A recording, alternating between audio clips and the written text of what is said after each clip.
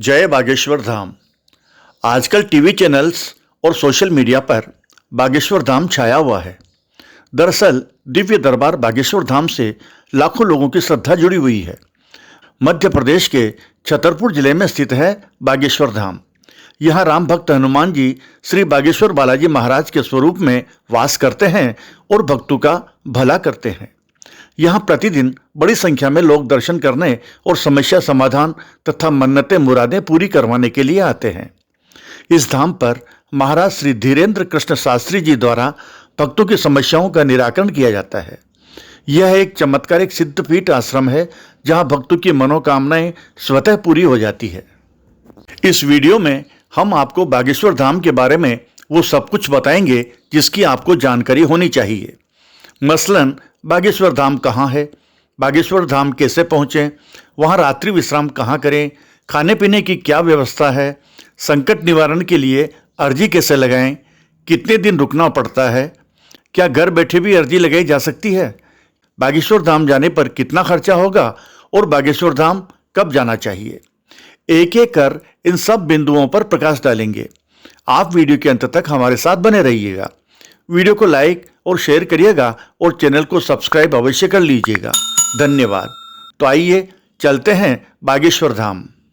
चलो बागेश्वर, चलो बागेश्वर, चलो बागेश्वर, तुम चलो बागेश्वर। बागेश्वर धाम स्वयंभू हनुमान जी की दिव्यता के लिए प्रसिद्ध है।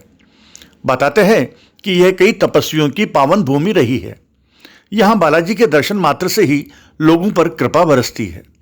बालाजी महाराज दुखी दर्दी लोगों की अर्जी सुनते हैं और धाम के पीठाधीश्वर पूज्य धीरेन्द्र कृष्ण शास्त्री जी महाराज, जिन्हें बागेश्वर धाम सरकार के नाम से संबोधित किया जाता है, उनके माध्यम से बालाजी समस्याओं का समाधान करवाते हैं। वीडियो में आगे बढ़ने से पहले आइए जान लेते हैं कि बागेश्वर धाम कैसे पहुँचें। रेल मार्ग। अगर आप ट्रेन से बागेश्वर धाम जाने की सोच रहे हैं तो आपको बागेश्वर धाम के सबसे निकटतम railway station Chhatarpur railway station या खजुराहो रेलवे स्टेशन के लिए टिकट लेना होगा। मध्य प्रदेश के छतरपुर या खजुराहो रेलवे स्टेशन पहुंचने के बाद जब आप रेलवे स्टेशन से बाहर निकलते हैं तो वहां पर बस, टैक्सी अथवा टेम्पो आदि वाहन लगे होते हैं।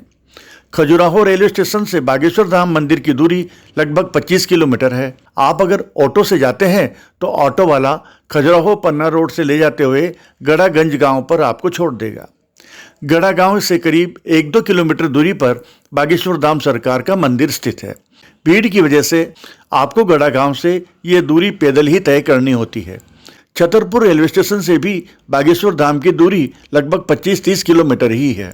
दोनों जगहों से आप शेयरिंग टेम्पो द्वारा आसानी से पहुंच सकते हैं। किराया होगा करीब 50 रुपये प्रति सवारी। बस या सड़क मार्ग द्वारा बागेश्वर धाम कैसे पहुँचें।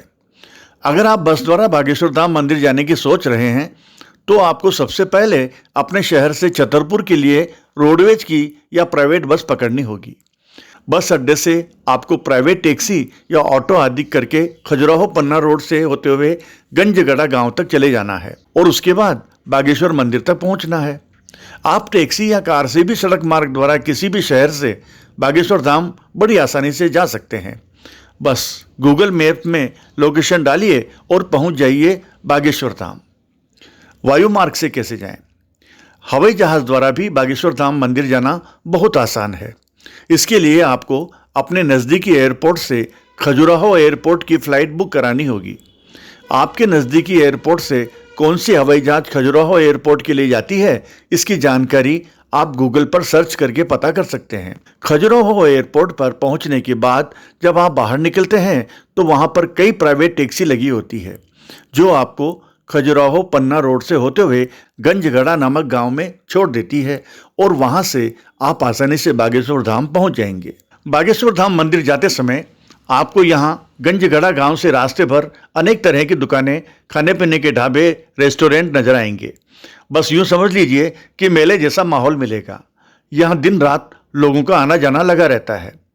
बागेश्वर धाम पहुँचने के बाद आप सबसे पहले प्रसाद ले लें और फिर बागेश्वर मंदिर में बालाजी महाराज के दर्शन कर लें।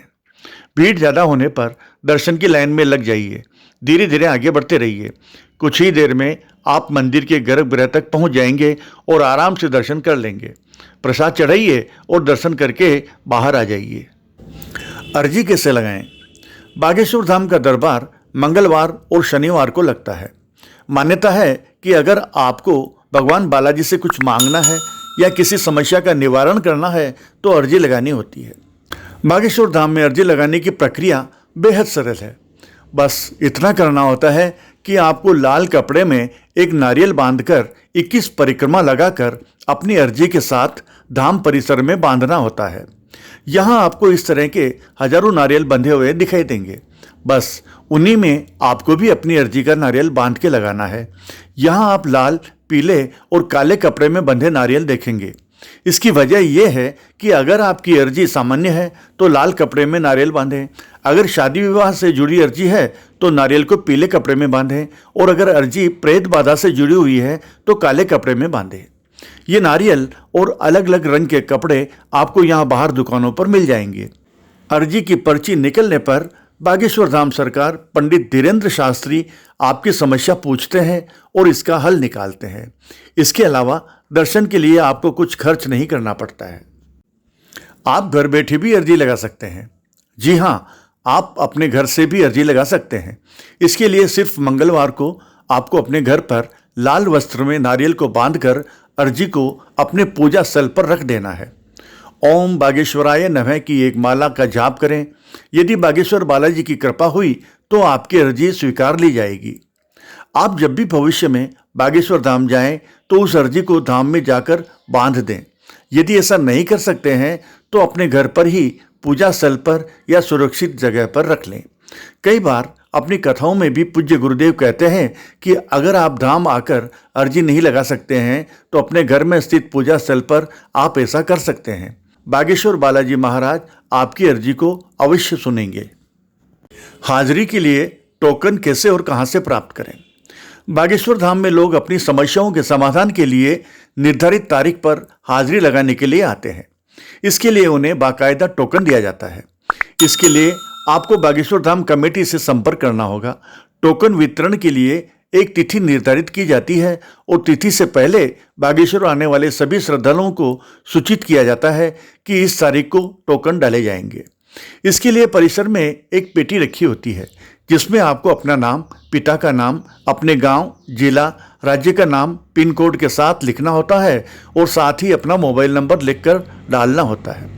टोकन डालने के बाद जिस व्यक्ति का नंबर लगता है उस व्यक्ति से Bageshwar Dham committee mobile number के माध्यम से संपर्क करती है और उसे टोकन दे दिया जाता है। इस टोकन में आपको एक तारीख मिलती है और उस दिन ही बागेश्वर बालाजी महाराज के दरबार में आपको हाजिरी लगानी होती है। कितनी पेशी पर जाना जरूरी है?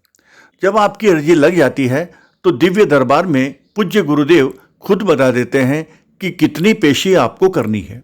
वैसे तो कम से कम 5 मंगलवार की पेशी हर भक्त को करने का आदेश आता है। भक्तगण इससे अधिक पेशी भी कर सकते हैं। विस्तृत जानकारी के लिए संपर्क करें।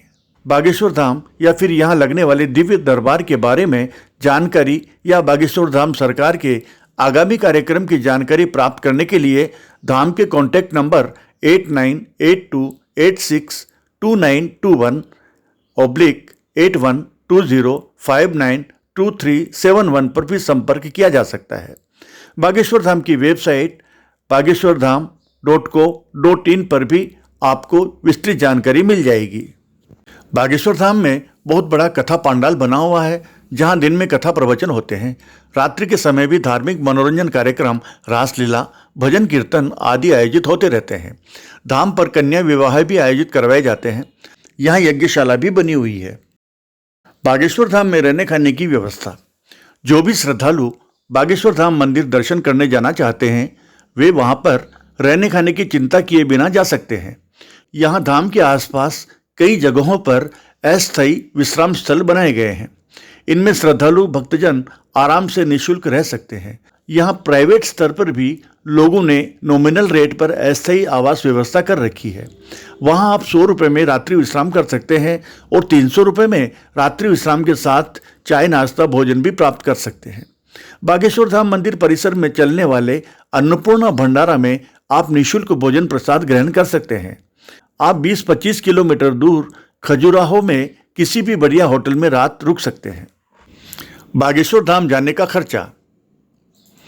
हम आपको बता दें कि बागेश्वर धाम की यात्रा पर आपको बहुत ज़्यादा खर्च नहीं करना पड़ेगा। दिल्ली से छतरपुर के लिए ट्रेन मिल जाएगी, जिसका स्लीपर क्लास का किराया लगभग 320 रुपये और थर्ड एसी का किराया 800 रुपये तक होता है। वहीं इंदौर या भोपाल से भी छतरपुर के लिए कई ट्रेन मिल जाएगी। मोटा मोटा देखें तो ट्रेन से छतरपुर का किराया 1000 रुपये से कम होगा। सार्वजनिक बस या टैक्सी के माध्यम से भी आप बागेश्वर धाम पहुंच सकते हैं। इसका खर्च भी 500 रुपये प्रति व्यक्ति से कम ही होगा।